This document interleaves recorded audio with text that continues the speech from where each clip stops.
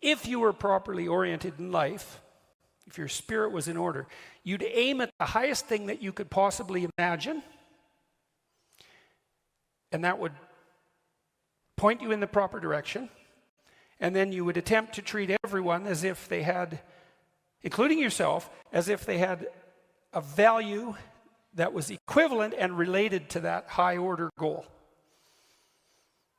And that's right.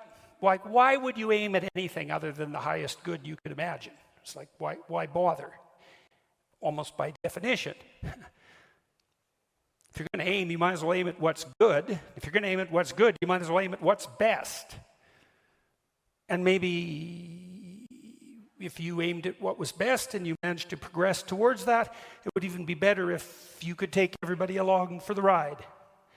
And even if you're too cynical and bitter and faithless and nihilistic to think that's a good idea, you can at least see the logic in it and the utility in it, the beauty in it.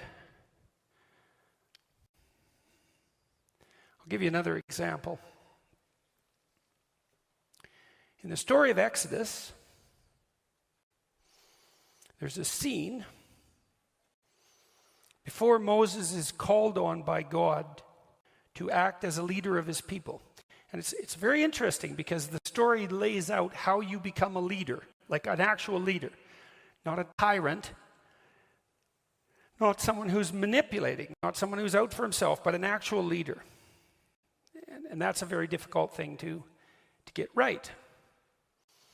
So in this scene, Moses is out walking along a path and minding his own business, and something sort of glimmers and gleams and glistens in the periphery of his vision, and he takes the time to deviate from his path and to investigate it. Now that's worth thinking about, because it means something like this. You're going about your business, and something captures your attention, something captures your interest. And that's an interesting way of thinking about it too. Something captures your interest. And that's sort of how what's interesting makes itself manifest. You can't exactly choose what you're interested in. It sort of chooses you.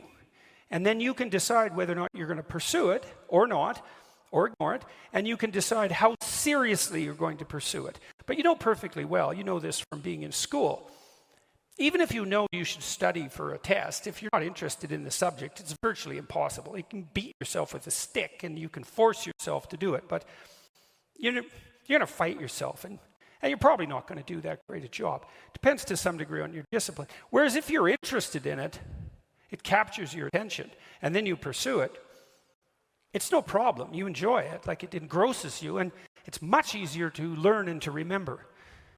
And that's a real mystery, right? I mean, that's the sort of mystery that if you think about with any degree of seriousness, shows you how the world is constructed in a manner that's unlike what you might think. That things call to you. People often wonder how they should decide what to do with their life. And one answer to that is, well, you should see what interests you. You should pay attention to that. And there's kind of two parts to that, because things that interest you, they come in two flavors.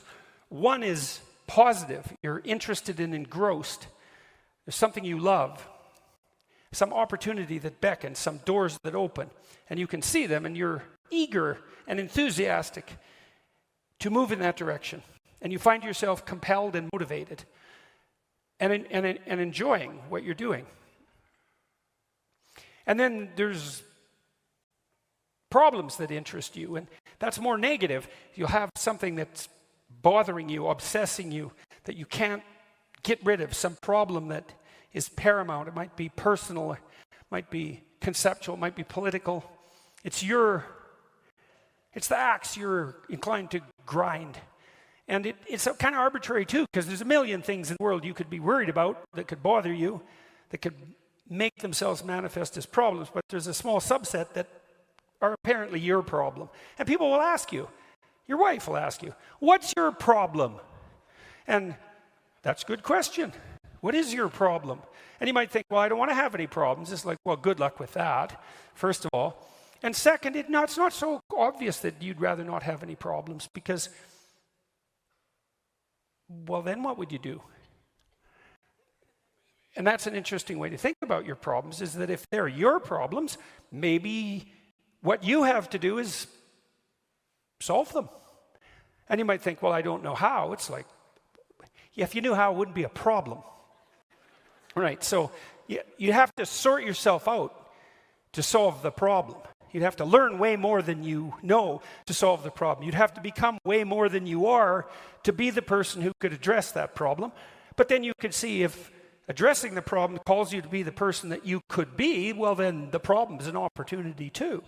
And so then you might think, well, destiny calls to you in the form of opportunities that beckon and problems that compel.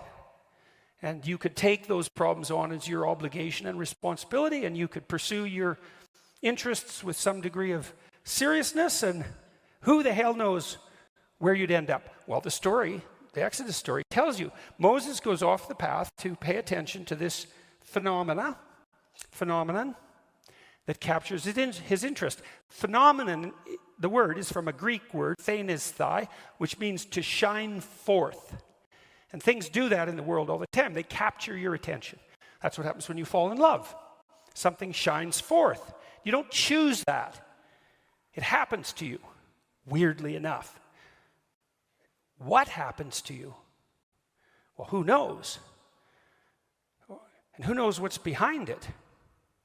It's not random. That doesn't mean it's comprehensible.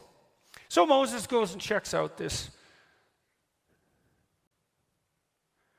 phenomenon, and he approaches it, and as he gets closer, he can see that it's a living form. It's a bush. It's a tree.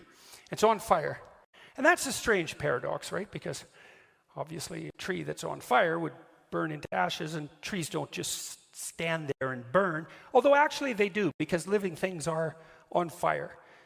They oxidize and they transform, and everything living is like that. So everything living is a combination of being and becoming. And that's particularly obvious in the case of living things, but it's true for everything because nothing is static in its form. It is what it is, and it is what it's going to be at the same time. And the burning bush is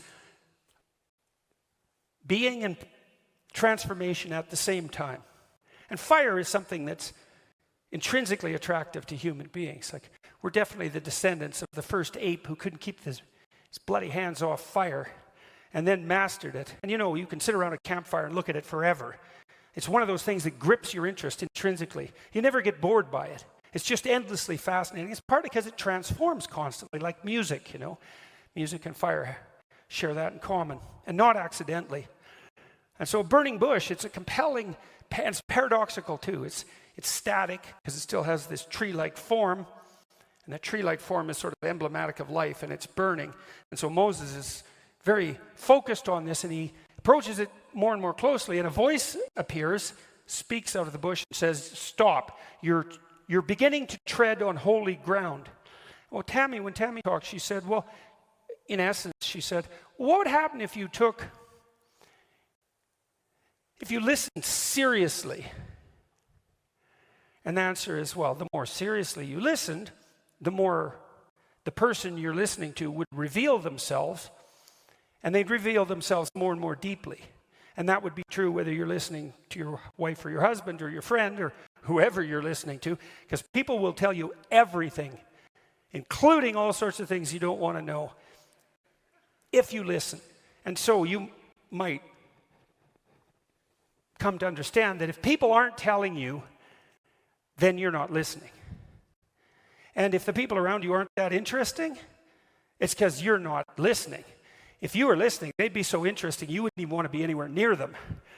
The people are no shortage of interesting because people are crazy and strange and demented and peculiar, and they're full of twists and tangles and snakes. And if they tell you what they're really up to, man, it's interesting.